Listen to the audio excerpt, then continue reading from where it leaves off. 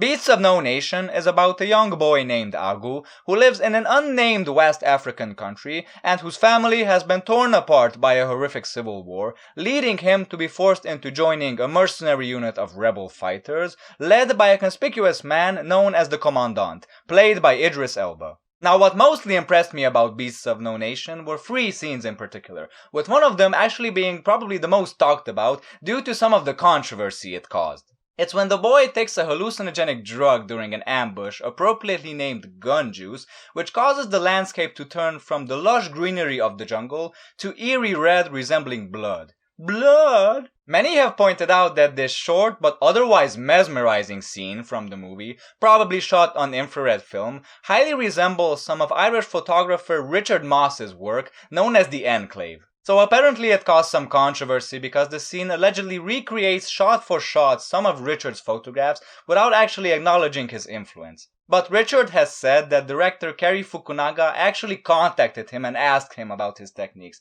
And even though he's not credited in the film, he's not going to sue the filmmakers because of this. So it's all good. The other two scenes I want to mention are the most brutal ones, and it's where the growing bewilderment and disillusionment of our main character reaches its extremes. In the first one, we see these child soldiers ambushing a town, raping and pillaging left and right like a bunch of raving psychopaths. The whole scene is filmed in a single shot, with the camera panning through the different sections of this building they are in, while there's this gloomy and somber ambiental type of chant that can be heard in the background, and what's even more interesting is that we can hear Agu's voice, we can hear his thoughts, and the most interesting thing about that is that not only do they not mirror his actions during these specific moments, they flat out oppose them. They are wreaking havoc, murdering people left and right, and his interior monologue is about the bewilderment and disillusionment he feels caused by these atrocious acts they are committing, yet he is participating in them without hesitation or any sign of mercy.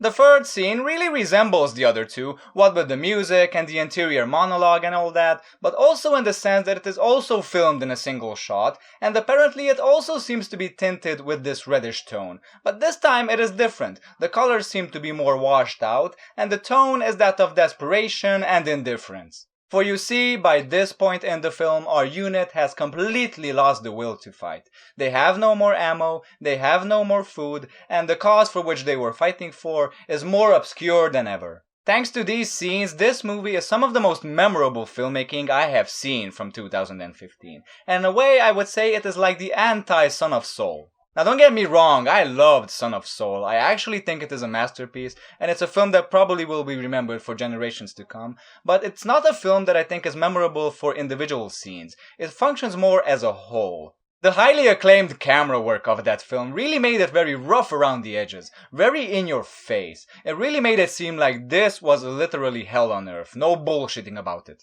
Beasts of No Nations is much more atmospheric, much more psychedelic if you will, hence that trippy scene. It really makes it seem like this conflict, this hell which this boy is going through is something that's much more distant. Here, there is much less ambiguity than in Son of Soul. It is a much more subjective experience, because even though in Son of Soul we were following our main character around all the time, we couldn't really read his thoughts, we couldn't really enter his mind. Here, there doesn't really seem to be anything up for interpretation. It is basically about the discrepancy between thought and action. It's a very scary concept, and it's something that war does to people. And it's horrifying, and even though I think this film does a great job at showing you the brutality and the ruthlessness of war, I think what it does best is actually showing you the banality of war. The film is really smart in not telling you where the story takes place, because basically it doesn't really matter. War is the same wherever you go. Basically by the end you're gonna be fighting with sticks and stones anyway, sometimes literally. All I can say about the acting is that it's phenomenal. The boy who plays Agu is definitely a force to be reckoned with. I think he has a bright future ahead of him. And of course, Idris Elba, I hope I'm pronouncing his name right, as the Commandant, is also quite excellent. He actually made history by being a winner of the SAG Award for Best Supporting Actor, but not even being nominated for the Oscar in the same category. That really doesn't happen, But who the fuck cares? It's Idris Elba, he's awesome. So that was my 2 cents on this film, folks. This review might be a little bit short, but I'm working on other reviews as well. It's gonna be a busy week ahead of me. So thanks for watching. That's all I can say. I appreciate it. I love you. And see you later with other reviews. Goodbye.